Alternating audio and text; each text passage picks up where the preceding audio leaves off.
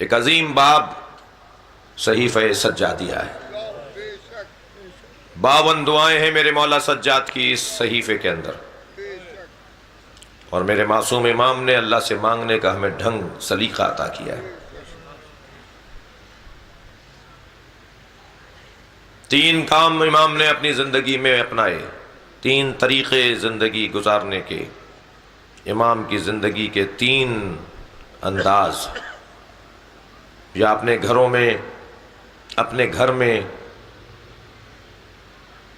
غلاموں اور کنیزوں کی صورت میں لوگوں کو خرید کر انہیں قرآن کی تفسیر پڑھا اور سکھا کر، نبی کی حدیثوں کا حافظ بنا کر، بہانے بہانے پر آزاد کر کے ایک مکمل مبلغ روانہ کر دیتے تھے۔ حدیث پر پابندی تھی۔ سن لیجئے ذرا 2-4 منٹ امام کی سیرت کے یہ 3 پہلو۔ بر محمد و آل محمد صلوات اللہم صل علی۔ امام کی زندگی میں، امام کا جو دور ہے، اس دور میں حدیث پر پابندی تھی۔ عمر ابن عبدالعزیز بڑا نام ہے مسلمانوں کی تاریخ میں، اسلام کی تاریخ میں، ان کے زمانے تک حدیث بیان کرنے پر کوڑے لگتے تھے۔ آج حدیث کے نام پہ تنظیمیں بنانا آسان ہے، مگر کوئی دیکھے کہ حدیث پر پابندی کس نے لگائی تھی اور 500 حدیثیں جلائی کس نے تھی۔ میں اس بحث میں نہیں جاؤں گا، صرف تاریخ کا ایک صفحہ پلٹ کر جا رہا ہوں۔ نبی کی 500 حدیثیں جلائی گئیں، اور یہ کہہ کر جلائی گئیں کہ ان حدیثوں سے فساد ہوگا، ہمیں صرف قرآن کافی ہے، ہمیں قرآن کافی ہے۔ تقریباً 80 سال تک حدیث بیان کرنے والے کو کوڑا مارا جاتا تھا۔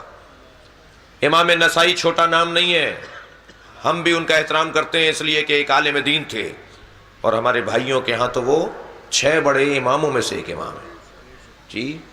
امام بخاری، امام نسائی، امام لکھتے ہیں ہمارے بھائیوں نے، انہیں اتنے کوڑے مارے گئے حدیث بیان کرنے پر کہ وہ چند دن زخموں کی تاب نہ لا کے رحلت کر گئے۔ حدیث پر پابندی تھی، کوئی حدیث بیان نہیں کر سکتا تھا، کوئی حدیث کسی مجمع میں جا کر نبی کے قول کو نقل نہیں کر سکتا تھا۔ قرآن کافی ہے، یہ ایک تحریک چلی تھی، اور اس تحریک کے پیچھے حکومت کی مشینری کار فرما تھی۔ اب حدیث پیغمبر جہاں ہے، وہاں معارف، مفاہیم اور علوم کا سمندر ہے، سمندر کو روکا جا رہا ہے۔ معارف، مفاہیم اور علم کا سمندر ہے جس کے اوپر بند باندھا گیا ہے کہ اگر کوئی حدیث بیان کرے گا تو اس کی یہ سزا ہے۔ امام اسے نہیں کہتے جو حالات سے متاثر ہو جائے، امام اسے کہتے ہیں جو حالات کو متاثر کرے۔ میں ممبر کی زبان کا جملہ کہہ رہا ہوں، میں اور آپ جسے امام مانتے ہیں وہ زمانے کو مڑ کر نہیں دیکھتا ہے، موڑ کر دیکھتا ہے۔ صلوات پڑھے ذرا محمد و آل محمد۔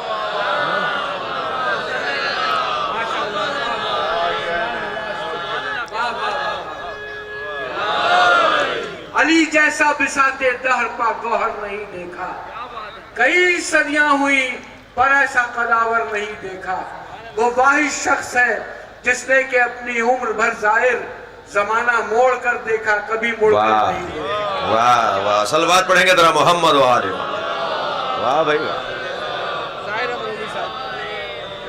آباد نقو صاحب، جزاک اللہ۔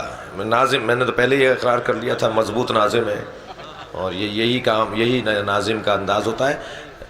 حدیث پر پابندی۔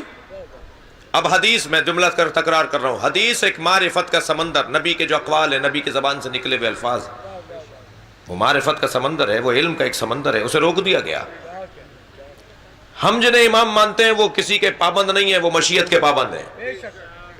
کیا کریں؟ میرے معصوم امام کپڑے اپنے خود طے کرتے تھے، خود اپنے کپڑوں کو تبدیل کرتے تھے، خود اپنے کپڑوں کو پانی سے نکالتے تھے، اپنا کھانا خود بناتے تھے، اپنا بستر خود سیدھا کرتے تھے، اپنا بستر خود لپیٹتے تھے، اور 80 کنیزیں تھیں اور 100 سے زیادہ غلام تھے۔ دقت فرمائیں، امام کے 100 سے زیادہ غلام تھے، امام سجاد کی 80 کنیزیں تھیں۔ جو اپنا بستر خود طے کرتا تھا، اپنا بستر خود سیدھا کرتے تھے، پانی مانگنے کے لیے صرف اپنی کنیز کو یا اپنے غلام کو آواز دیتے تھے، اس لیے کہ حکم ہے کہ پانی کے لیے آپ اپنے والدین کو بھی کہہ سکتے ہیں۔ جی، اتنا اجر ہے پانی پلانے کا کہ آپ والدین کو کہیے تاکہ یہ اجر اور یہ ثواب والدین کو بھی ملے. واحد کام ہے جو ماں باپ کو کہا جا سکتا ہے. جی جس کی اتنی کنیزیں، جس کے اتنے غلام، کام وہ اپنا خود کرتے تھے. یہ غلام رکھے کیوں تھے؟ یہ کنیزیں رکھی کیوں تھیں؟ مقصد یہی تھا کہ غلام اور کنیز خریدتے تھے، انہیں نبی کی حدیثوں کا حافظ بناتے تھے اور پھر ایک پانی پلا دینے پر آزاد کر دیتے تھے. اور صلوات پڑھ لے ذرا محمد وال. اب یہ کنیز آزاد ہو کر نہیں جا رہی ہوتی تھی، یہ غلام آزاد ہو کر نہیں جا رہا ہوتا تھا، بلکہ یہ مبلغ دین بن کے جا رہا ہوتا تھا، یہ نبی کی حدیثوں کا محافظ بن کے جا رہا ہوتا تھا. ایک کام میرے مولا کا مدرسہ علمی کی تشکیل، یہ علمی مدرسہ تھا کنیز اور غلاموں کی صورت میں. دوسرا جو آپ کی سیرت کا بڑا غالب پہلو ہے وہ یہی جو میں بھی بات کر رہا تھا، جو میرا مقدمہ گزرا ہے پورا، وہ ہے ادعیہ کے ذریعے، دعاؤں کے ذریعے سے امام نے اپنی حاجات کو اللہ کی بارگاہ میں رکھا ہے. معرفت الہی کا سامان، اللہ کی معرفت کا سامان. اور تیسرا مشغلہ امام کا ذکر کربلا، مسلسل مجالس، مسلسل فرش عزا.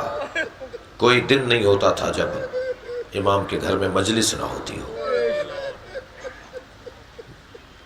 سن 61 ہجری سے 95 ہجری تک جوڑیے کتنے سال ہوئے؟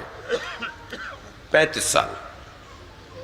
35 سال میرے مولا نے گریہ کیا ہے. آنکھوں سے پانی ختم ہو گیا تھا، مولا کی آنکھوں سے خون بہتا تھا. جب کبھی پانی آتا تھا تو پانی کو دیکھ کر امام سجاد روتے تھے. کسی نے پوچھا مولا پانی کو دیکھ کر کیوں گریہ فرماتے ہیں؟ فرمایا مجھے وہ منظر یاد آ جاتا ہے جب میرے بابا علی اصغر کے لیے پانی مانگ رہے تھے.